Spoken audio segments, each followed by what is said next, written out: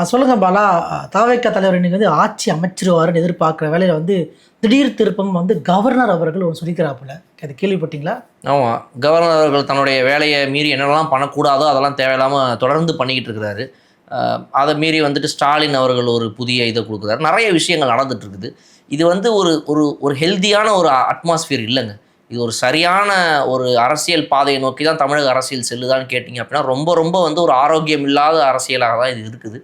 இப்படிப்பட்ட அரசியலில் தான் நம்ம வந்து இருக்கணும்னு மக்களுக்கு இருக்குதுன்னா ஒன்றும் பண்ண முடியாது. அதுதான் நீங்கள் வேணால் அப்படியே படிங்க, மக்கள் கேட்கட்டும் அது என்ன எவ்வளோ ஒரு அபத்தமான ஒரு விஷயன்றதை வந்து மக்களும் தெரிஞ்சுக்கிட்டோம். ஆட்சி அமைக்க முக்கியம் 118 எம்எல்ஏக்கள் தான்.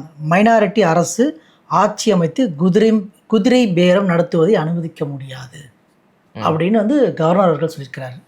குதிரை பேரம் நடத்த முடியாது. நீங்கள் ஏன் சார் சொல்கிறீங்க? அதை யார் சொல்லணும்? அதை யார் முடிவு பண்ணணுன்றது இருக்குல்ல. நீங்கள் அதை முடிவு பண்ணணுமா? நீங்கள் அதை சொல்லலாமா? உங்களுக்கு அதுக்கான உரிமை இருக்குதா? அரசியல் சாசனத்தில் வந்து சட்டத்தில் இதுக்கான இடம் இருக்குதா?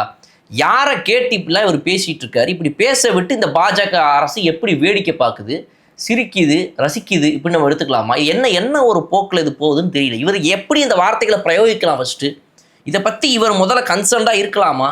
ஒரு தனி மெஜாரிட்டியாக இருக்கக்கூடிய கட்சியில் பிக்கஸ்ட் மெஜாரிட்டியை வச்சுருக்கிறது யார்? 50 சீட்டு, 70 சீட்டு, 90 சீட்டு இருக்கிறவர் ஆட்சி அமைக்க வராரு. சரிங்க ஆட்சி அமைங்கன்னு சொல்கிறாங்க. உங்களுக்கு 15 நாள் வரைக்கும் டைமுங்க, 10 நாள் வரைக்கும் டைமுங்க. இந்த கெடுவுக்குள்ளே வந்துட்டு நீங்கள் வந்துட்டு ஆன் த ஃப்ளோர் டெஸ்ட் நடத்துவோம். ஃப்ளோர் டெஸ்ட் நடத்தும் போது நீங்கள் அதில் வந்துட்டு அசம்பிளியில் எல்லாரும் முன்னாடி வச்சு நீங்கள் உங்களுடைய மெஜாரிட்டியை காட்டிங்கன்னா நீங்கள் வந்துட்டு கண்டினியூ பண்ணலாம். சூப்பருங்க, அவ்வளோதாங்க. இவ்வளோ தானே ஃபாலோ பண்ணுற அரசு. அது எப்படிங்க நீங்கள் திடீர்னு வளைப்பீங்க? எப்படிங்க திடீர்னு மாற்றுவீங்க? இது என்னது? இது கேட்குறது யார் இங்கே நினச்சிருக்காங்களா?